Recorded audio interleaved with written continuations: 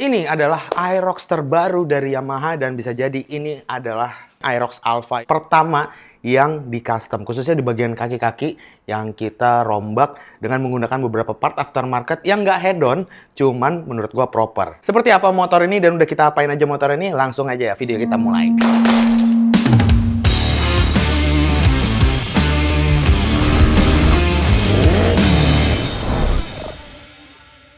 Balik lagi di channel Tengkatros, yo. Di episode kali ini adalah episode lanjutan dari ngebahas motor terbaru dari Yamaha ya, yaitu Yamaha Aerox cuy. Kalau di episode pertama itu untuk part modifikasinya atau part aftermarket yang kita pasangin tuh masih milih-milih yang affordable atau yang terjangkau. Di episode kedua ini, gua nggak bilang ini pakai part head-on sih ya, tapi bisa dibilang ini adalah part-part yang menurut gua proper. Jadi konsep keseluruhannya adalah proper sporty badass Aerox Alpha. Yo. Jadi kemarin kita ngerjain project Aerox Alpha ini, itu bener-bener tight banget ya, sempit banget, dimana gue perlu waktu untuk ngebuat desain motor ini itu sekitar 2 hari, dan proses pengerjaan teknisnya efektifnya itu adalah 5 hari. Jadi bener-bener itu waktunya mepet banget, dimana 5 hari itu kita nggak ngerjain satu motor ini doang cuy, tapi ada 2 motor sekaligus. Di episode pertama, motor yang satunya lagi udah gue bahas ya. Kalian yang belum nonton langsung aja lihat di video sebelum ini, itu udah gue tayangin videonya. Di ubahan kali ini bisa dibilang tingkat customisasinya itu nggak terlalu tinggi ya, karena sifatnya ini adalah motor matic dan ini motor baru yang di launching. Otomatis identitas asli si Aerox Alpha ini harus tetap dipertahankan. Jadi sepintas itu orang tetap harus tahu gitu kalau itu Aerox Alpha, dan kita sifatnya tuh hanya memaksimalkan pesona yang udah ada dari motor Aerox itu sendiri gitu. Lah dalam banget anjing. Ya walaupun ini sifatnya modifikasi atau masangin beberapa part aftermarket ya, tapi tentu aja nggak segampang yang kalian bayangin. Ada beberapa part yang perlu di-adjust gitu ya. Apalagi ternyata bagian kaki-kakinya si Aerox yang baru ini tuh beda banget dengan versi yang sebelumnya. Nggak bisa asal pasang, nggak bisa asal pilih-pilih atau ceplok-ceplok dari versi sebelumnya gitu cuy. Jadi emang kemarin itu sempat ada kendala juga. 5 hari itu ada, ya waktunya mepet banget, jadi benar-benar seru banget sih. Jadi langsung aja, ini dia proper sporty badass Aerox Alpha. Ya. Oh my god.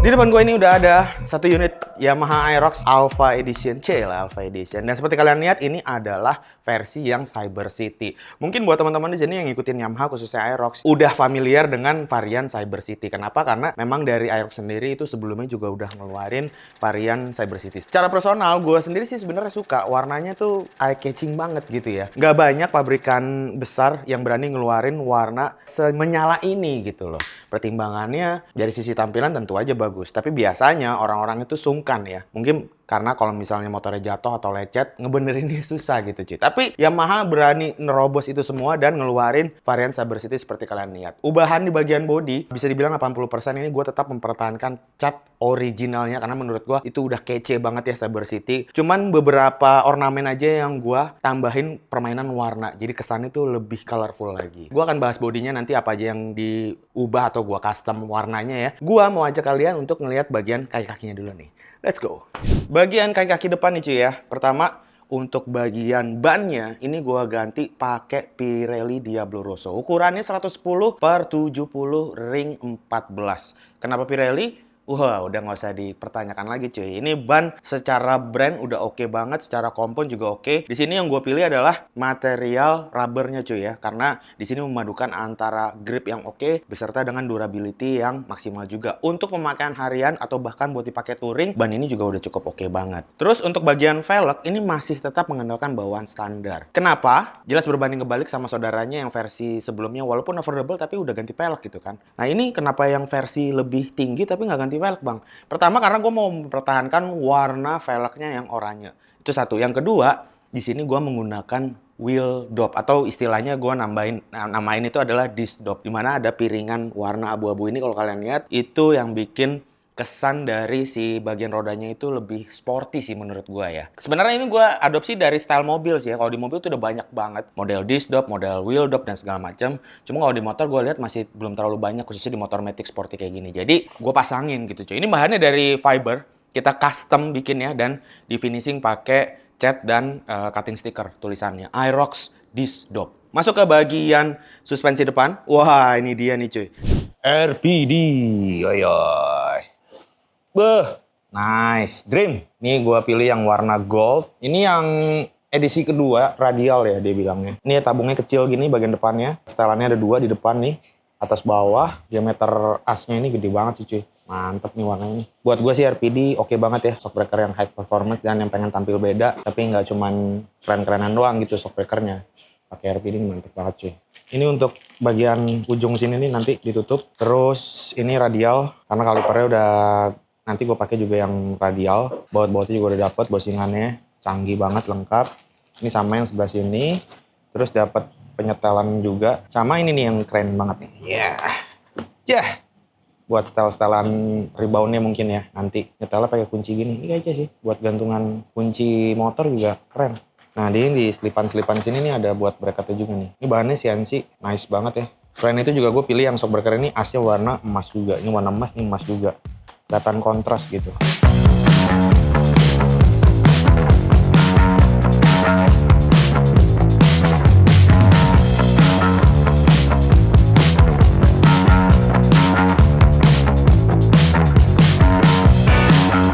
Suspensi depan menurut gue adalah suspensi model USD atau upside down yang paling proper. Yang value sama kualitas yang kalian dapat itu paling oke banget cuy ya. Ya ini adalah RPD tipe upside down dan ini adalah yang tipe radial gitu cuy. Jadi kalau kalian lihat di bagian depannya ini udah ada tabung dan yang paling mencolok adalah 2 buah setelan. Jadi ini setelan adjusternya ada di bagian depan sini cuy. Dan ini kasih kunci khusus gitu ya. Walaupun itu bentuknya cuma kayak kunci L, itu dipakai buat nyetel bagian 2 ini. Ini ada kompresinya, di sini juga ada reboundnya juga cuy. Jadi secara tampilan oke, secara kualitas dan fungsinya juga nice dream. Gokil. Ini ada 2 varian ya. Ada yang warna hitam tabungnya sama ada yang warna gold. Di sini biar warnanya lebih menyala lagi, gue pilih yang warna gold. Pede banget sih ya pakai RPD, reboundnya udah pasti mantap jali nih cuy. Nah untuk pengereman di sini gue juga pakai RPD.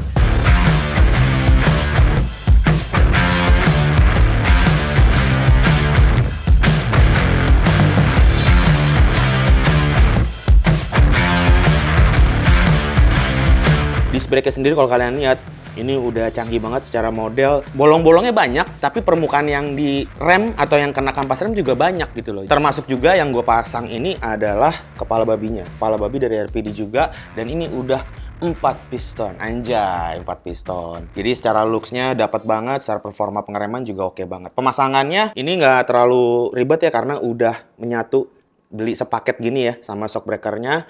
Yang bikin kece adalah untuk kepala babinya ini modelnya atau bracketnya itu juga sudah radial, anjay. Jadi udah kayak kepala babi motor-motor Moge 600 cc ke atas gitu cuy. Yang bracketnya itu posisinya nyamping gitu ya. Kece banget sih, nice lah pokoknya RPD. 1, 2, 3, jump! Kita pindah ke belakang. Sama seperti yang depan ya, untuk bagian ban gua mengandalkan dari Pirelli Diablo Rosso. Ukurannya itu adalah 150/70 ring 14. Walaupun bannya ini 1 step lebih besar dibandingin bawaan standarnya, tapi dicolok di Aerox ini bagian belakangnya, lebar bannya tuh masih aman banget sama bagian CVT. Terus untuk bagian suspensi belakang juga udah gua ganti. Ini pakai ISS G Sport Edition. Bukan dong, series. Ya.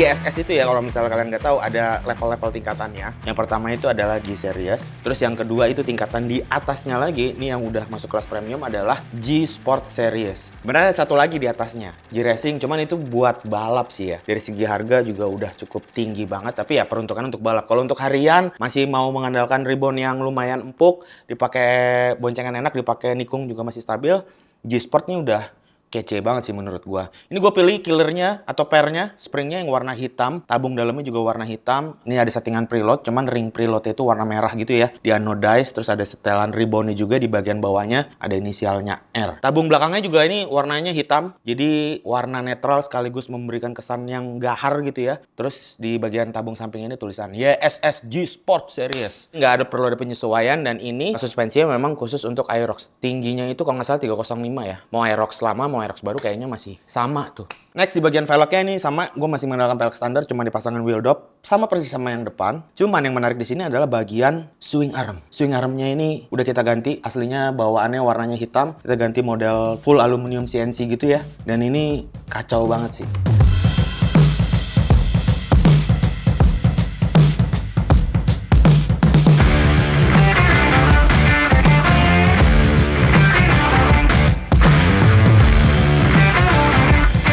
Awalnya gue beli pakai punya Aerox. Ternyata pas gue lihat di internet, gue ngecek ternyata nggak pas. Akhirnya gue coba pakai yang New NMAX. New NMAX kenapa? Karena dia udah ada bracket cakramnya. Gue sih awalnya udah yakin banget ya bakal bisa dipasang. Dan itu waktunya tinggal sehari kalau nggak salah. Udah beli, warnanya merah. Harus di cat silver. Temen gue nggak pengen warnanya itu jadi warna silver cat. Tapi di tekstur ulang seperti warna anodized warna silver gitu. Udah susah-susah, akhirnya bisa dapet. Pas begitu dipasang, anjay! Wah, nggak masuk cuy. Ternyata beda lubang. Ya, akhirnya mesti kita custom lagi. Untungnya kita punya mesin las argon ACDC gitu, aluminium ya. Awalnya gue ragu tuh bakal bisa dilas. Melebur, dilas, lembek, nyatu sih iya. Tapi gue takutnya begitu dipakai jalan, kena beban, getar jadi patah gitu. Jadi lemah gitu kan, cuma nempel doang. Gue gambling awalnya, tapi setelah kita coba karena kita nggak punya banyak pilihan, kita las, syukurnya kuat gitu cuy ya. Dan jadilah sekarang terpasang. Anjay. Ini gue pakai produk Nui buat New NMAX yang disc brake gitu. Nggak ada warna silver, tapi ini kita finish ulang. Dan gue suka sih hasilnya. Bikin tampilan kaki-kaki, khususnya bagian yang sebelah kanan tuh jadi kelihatan lebih kayak expert gitu ya. Modifikator expert, bukan custom, modifikator.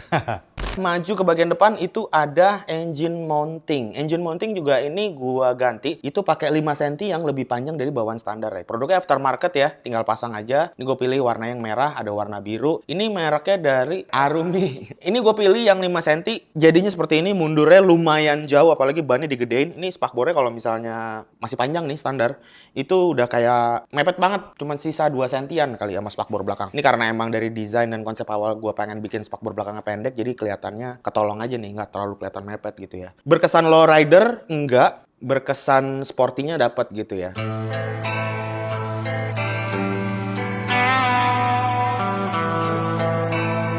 Oke, sekarang kita masuk ke bagian yang sedikit menyinggung mesin ya. Mesinnya itu nggak diapa-apain. Cuma di sini ada sedikit yang berhubungan tadi gue bilang dengan mesin, yaitu radiator. Radiatornya ini gue ganti pakai punya VND bahan aluminium. Nggak gue pasangin cover aslinya lagi. Aslinya kan ada cover warna hitam gitu ya. Itu gue lepas semua dan seperti kalian lihat sekarang, radiatornya terpampang nyata, anjay. Secara dimensi sebenarnya dia nggak lebih besar dari yang standar ya. Cuman radiator ini dia lebih tebel gitu cuy. Untuk pemasangannya sendiri sebenarnya nggak ribet. Ini PNP banget buat si Aerox yang terbaru ini. Bracketnya sama semua. Cuman di sini gua tambahin adaptor. Fungsinya untuk supaya bagian belakangnya ini si radiator tuh lebih miring gitu cuy ya. Jadi kalau dipasang tuh aslinya radiatornya lurus gini.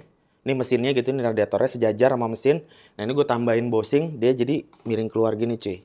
Anjay. Ada sekatnya juga di bagian sisi kanan supaya angin dari kipas mesin itu nggak terlalu keluar. Oh iya, pemanis lainnya untuk radiator ini adalah selang-selang. Ini gue pakai produk aftermarket, gue ganti aslinya warna hitam, gue pilih yang warna merah. Detail-detail gitu sih ya yang bikin kelihatan motor ini jadi lebih proper sporty. Anjay.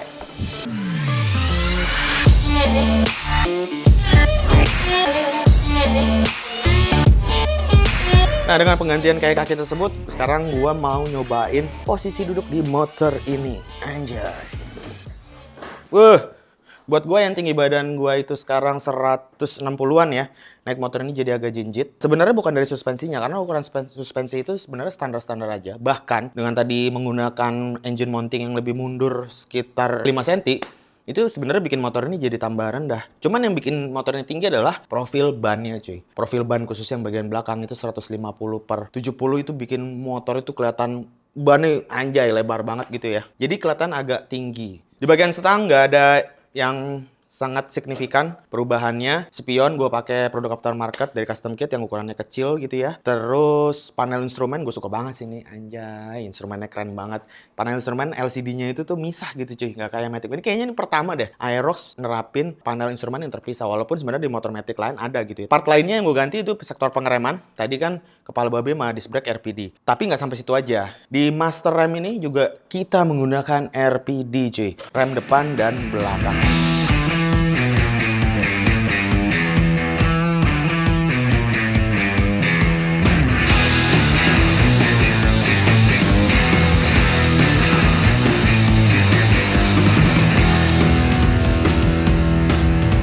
kalau ada harga, kualitasnya emang beda banget cuy ya. Kalau diteken gini, handle tangan tuh masih nyaman banget. Ini buat touring, buat dipakai segala macam masih oke banget handle-nya, dan secara tampilannya juga kece banget gitu ya. Tabung terpisah, dan ini ciri khasnya si RPD banget, tabungnya bisa dinaikin turun seperti ini, bisa di adjust. Jadi bukannya longgar ya, tapi emang seperti ini. Dan tabungnya ini gue pilih yang ada ringnya ya, ring warna ini, warna ungu. Kalau yang motor sebelumnya juga pasang pakai RPD juga, tapi warna merah gitu cuy. Depan belakang, handle bisa gini nih cuy. Wah, bisa jadi tanduk. Kalau jatuh, jadi kalian nggak khawatir handle bakal patah gitu ya, karena dia bisa lentur seperti ini. Untuk melakukan penyetalan juga gampang. Kalau misalnya kalian suka tipe rem yang dalam gitu, tinggal di setel di bagian drat di ujung handle ini, bisa di setel-setel. Mau dalam atau mau jauh gitu bisa juga. Grip gas ini pakai Katros Garage ya, seri RIP, alurnya seperti ban gitu ya. Soft rubber material kompon juga, jadi empuk, dipakai buat harian masih nyaman. Oh ya, di bagian depan ini ada visor juga. Visornya kita pilih yang warna transparan orange gini ya. Gue tambahin juga aksen pemanis di bagian depannya kayak grill-grill gitu cuy ya.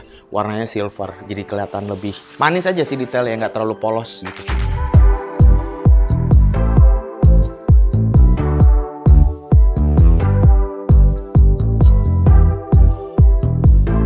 Joknya ini special order. Gua bahannya itu pakai MBTech. Kenapa? Karena di project kali ini gua nyari bentuk tekstur yang menurut gua paling oke gitu ya. Karena joknya yang baru sama versi sebelumnya itu lebih berpunuk gitu cuy. Dia lebih tinggi belakangnya kayak motor-motor sport gitu ya. Dan jahitannya menurut gua kece banget. Nah, gue coba terapin dengan bahan MBTech. Walaupun ini warnanya hitam semua ya, tapi di sini gua memadukan beberapa tekstur bahan. Ada bahan yang halus kayak gini. Terus ada bahan yang motif karbon untuk sisi sampingnya. Nah, untuk belakangnya juga sama, gue pilih teksturnya halus. Kelebihan dari MBTech tentu aja karena dia bahannya itu nggak terlalu tipis ya, beda sama bahan-bahan kulit jok yang biasanya gue sering temuin gitu ya. Jadi kalau misalnya ngomongin durability itu ngaruh juga cuy, karena kalau misalnya jok itu kan udah pasti kena matahari, UV, hujan, panas, dingin, panas, dingin, panas, dingin, itu kulitnya bisa retak-retak dan bentuknya jadi berubah gitu ya. Nah, kalau MBTech ini karena bahannya relatif lebih tebal, jadi kalau buat dibentuk tuh enak banget. Jadi kalau ditarik gitu ya, dia tuh nggak gampang sobek dan langsung ngebentuk fitment joknya tuh oke banget. Nih ya lihat, walaupun di sini tekukannya itu cukup ekstrim, tapi biasanya kalau jok-jok yang kondisinya nggak bisa terlalu ditarik karena bahannya tipis, itu pasti dia bangun nih di tengah-tengah sini. Jadi nggak nge-shape gini lagi, jadi agak rata. Jadi ya kurang lebih itulah pentingnya untuk memilih kualitas bahan jok yang oke. Walaupun sebenarnya ya kadang ada yang kayak mandang nggak penting gitu ya. Tapi menurut gua pemilihan jok itu atau bahan jok itu cukup penting di sebuah motor. Iyalah kalau nggak duduknya panas cuy, nggak enak kulit joknya. Nah, masih di bagian jok, kalau kalian lihat bagian belakangnya ini ada cover seat ya.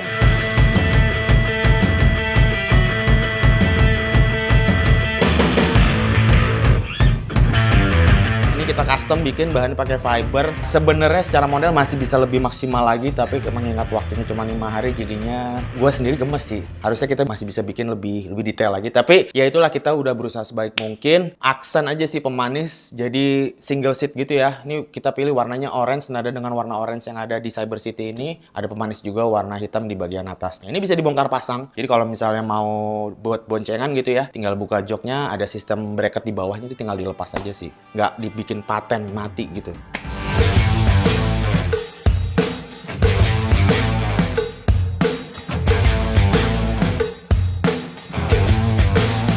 Tadi gue bilang bagian body-body gue masih tetap mengandalkan varian yang Cyber City. Cuman gue tambahin beberapa aksen yang bikin tampilannya, kalau kalian sandingin sama yang versi standar itu pasti ada bedanya gitu kan. Sebenarnya aksen-aksen kecil-kecil doang, dikit-dikit doang. Yang pertama itu ada di bagian kupingan spakbor depan. Ini aslinya warna hitam dop. Nih gue cat jadi warna orange sesuai dengan warna orange Cyber City-nya. Terus di bagian fairing samping ini ya, aslinya warna hitam juga, bodi mentah gitu, doff warnanya. Ini gua cat aksennya jadi warna orange juga. Di bagian deck tengah ini aslinya juga warna polos gitu ya.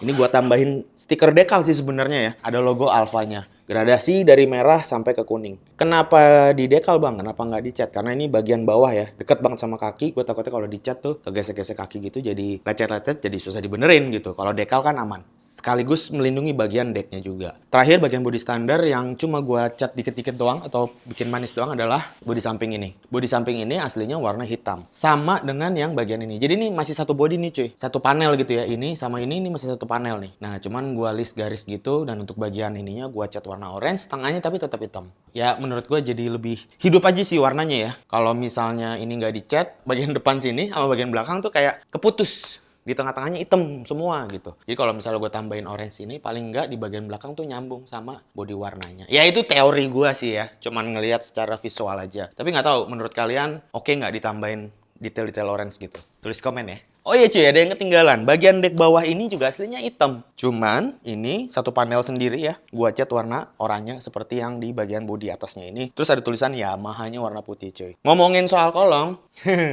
karena ini temanya warna bodinya tuh ada Cyber City. Ala-ala cyberpunk gitu ya. Nggak tahu sih, ngide aja gua. Gua pasangin lampu kolong, kita nyalain ya. Udah nyala. Nice. Warna biru cuy ya. Ada yang nyala terus, bisa digelapin, ada yang kayak gini, kayak pesawat mau mendarat. Nah, ini ada yang kedap-kedip. Nah, jadi ada beberapa mode. Ya, menyesuaikan dengan stylenya aja sih, yang Cyber City, cyberpunk gitu kan. Kalau gitu warnanya juga udah cukup nabrak-nabrak juga, ungu dengan orange gitu. Kayaknya kalau ditambahin lampu di belakangnya ya lucu ya gitu.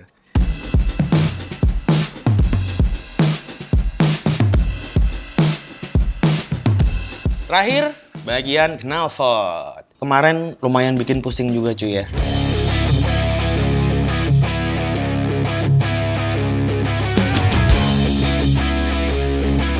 Awal ya di desain, itu gue coba nawarin konsep dengan menggunakan silencer dari bawaan Yamaha R1. Menurut gue itu cukup oke. Kenapa? Karena dari silencer Yamaha R1, ini standar ya, itu karena bahannya udah titanium gitu cuy. Dan dimensinya itu menurut gue cukup kece. Gue tuh suka knalpot yang silencernya itu nggak terlalu kecil. Kayak model-model kayak pipa gitu ya. Gue suka tuh yang gede-gede gitu, walaupun nggak terlalu panjang gitu. Nah, cuman setelah dipikir-pikir dan gue lihat anggaran budgetnya, baru bisa kebeli yang second. Nah, gue nggak mau dong ngasih barang second ke motor ini yang notabene sebuah motor baru. Akhirnya gue urungkan lah niat gue untuk masangin knalpot R1 itu. Tapi gue cari penggantinya yang menurut gue cukup oke juga. Akhirnya ketemulah Leo Vinci alias Leo Vince. Ini serinya adalah LV1 Evo Mini. Mereka ngeluarin beberapa model, tapi yang gue suka silencernya yang agak sopan lah. Nggak terlalu racing look banget gitu ya, style yang ini cuy. Dan kemarin juga ini mepet banget karena awalnya tim Katos tuh taunya pakai knalpot R1 kan. Jadi pipanya dibikin untuk settingan R1 gitu. Sisa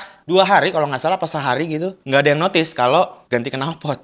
Gue juga nggak ngomong ke tim gitu kan. Akhirnya gue inisiatif sendiri nyari-nyari sama bini gue, lehernya custom gitu cuy. Dan ini hasilnya oke banget. Gue pesen jam 2 siang, jam 7 malam udah jadi. Mantep banget hasilnya ya. Bahan pakai stainless, las-lasan cacingnya rapih buat Aerox yang baru ini. Gue pikir kayak gue pesen pipa knalpot sama bengkel itu kayaknya bakal gue las-las sendiri nih, karena posisinya pasti posisi sensornya nggak bener gitu kan. Dan itu wajar ya, karena gue juga mintanya buru-buru gitu. Jadi ya udahlah, gue pasrahin aja. Yang penting mereka bikin aja. Nanti di sini tinggal gue adjust. Ternyata mereka bikinnya oke banget gitu ya. Walaupun gue cuma ngasih foto doang, fotoin dari samping. Ini knalpotnya, gue maunya di sini posisinya. Itu langsung dibikinin sama mereka yang cuma beberapa jam. Dan mereka ngirimin juga 2 opsi pilihan pipa cuy. Gokil. Jadi bener-bener gue seneng banget, puas banget. Dan ini knalpotnya, pipanya rapi loh, beneran rapi. Dibikin sesuai dengan diameter si leher Leo Vince ini atau inletnya si Leo Vince ini ya. Gua lupa nama bengkelnya, sorry banget. Nanti gua taruh di kolom deskripsi ya nama bengkelnya. Jadi kalau misalnya kalian mau bikin leheran knalpot, gua rekomendasiin banget tuh tempat buat bikin custom-customan leher knalpot gini. Oke, seperti apa suara knalpotnya Leo Vince ini? Harganya 5 juta ya kalau nggak salah. Apa 2,5 juta ya? Gue lupa. Silencernya ini belum sama pipanya. Langsung aja kita nyalain.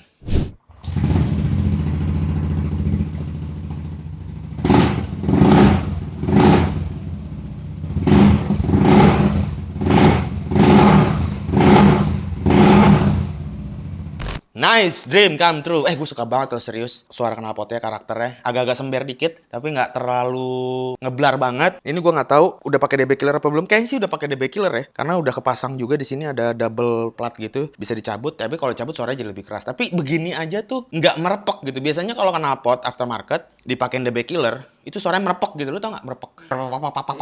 Gitu kan. Secara desibel emang turun angkanya. Jadi kebisingannya tuh emang mendadak, tapi nggak kece. Nah ini tuh keren gitu. Kayaknya emang si Leo Vince itu ngeriset selain nggak pakai DB killer, risetnya juga dipakein DB killer. Jadi suaranya tuh masih dapat. Ini bracketnya juga dapatnya dari silencernya. Carbon Kevlar. Tipis tapi kuat banget, sama baut-bautnya proper banget nih, kayak dapat monel gini. Ini aslinya emang bawaannya dari Leo Vince.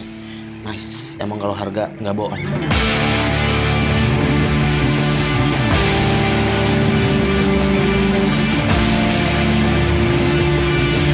Oke, tunggu dulu. Sebelum gue lanjut bahas motornya, gue mau ajak kalian ngelihat keseruan saat launching Yamaha Aerox Alpha ini kemarin.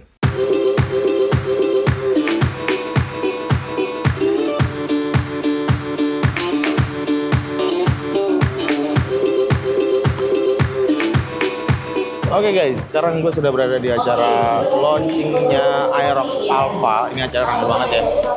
Gokil. Tamu undangan yang datang banyak banget, panggungnya, lightingnya kece banget sih. Ini bisa dibilang kayak acara launching motor the best tahun 2024. Concern utama gue bukan itu. Concern utama gue adalah motor modif atau custom Aerox Alpha yang kemarin udah kita bikin gitu kan. Hari ini juga bakal di display. Lebih tepatnya di belakang gue tuh nanti di atas. Cuman motornya tuh belum dikeluarin. Sekarang motornya ada di balik tirai sana. Lewat pinggir gue nggak tahu lewat mana, taruh di pojok sana cuy. Info dari tim Yamaha sih, mereka katanya senang banget, puas dengan hasil modifikasinya. Cuman ya nggak tahu nih, selera netizen kan kita nggak pernah tahu ya.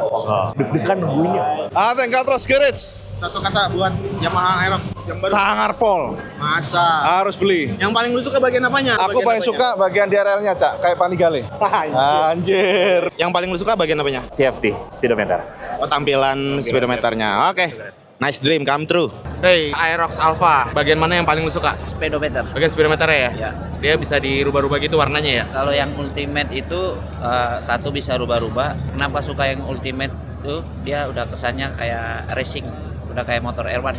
Oke, yaudah sip, thank you ya. Launchingnya udah selesai ya. Ini rame banget, motor langsung dikerubungin. Yang bisa dimodif, di display di sana.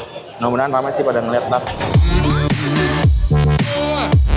Oke, sekarang kita balik lagi lanjut reviewnya di bengkel Katros. Ya kurang lebih itulah yang bisa gue bahas dari spek ubahan yang kita lakukan di motor Aerox terbaru dari Yamaha ini. 5 hari cuy, 2 motor. Ini cuma salah satunya doang. Dan ya cukup puas dengan hasilnya. Semoga Yamaha juga puas dan happy ngelihat hasil modifikasi ini. Sayang banget motor ini nggak bisa gue test ride karena memang saat video ini dibikin ya, itu acara launchingnya belum dimulai cuy. Jadi ya kita nggak bisa test ride. Tapi mungkin setelah launching bakal gue test ride atau beli aja kali motornya ya. Gimana menurut kalian? Apakah gue harus beli Aerox Alpha ini? Kalau misalnya kalian setuju, tulis di kolom komen. Karena gue juga nggak punya motor matic buat harian sih. Apa Aerox kita custom ya? Terakhir NMAX kita custom yang ini nih. Nah, ya nggak? Sekarang kita custom lagi. Nggak tahu deh, gue nggak tahu nih jadi apa. Tapi ya nggak apa-apa lah. Kalau kalian setuju, Aerox terbaru kita custom. Ya mungkin nggak langsung di custom, kita modif-modif dulu. Tulis di kolom komen. Dan ya gue rasa udah cukup ya. Sekali lagi di kesempatan kali ini gue juga mau ngucapin terima kasih buat Yamaha. Yamaha Indonesia khususnya yang udah mempercayakan custom motornya di Katros Garage. Dan kalau kalian punya pertanyaan seputar episode kali ini, tulis aja di kolom komen. Segitu aja untuk episode kali ini. Seperti biasa, videonya langsung aja gue tutup. Gue Ateng cabut. Peace.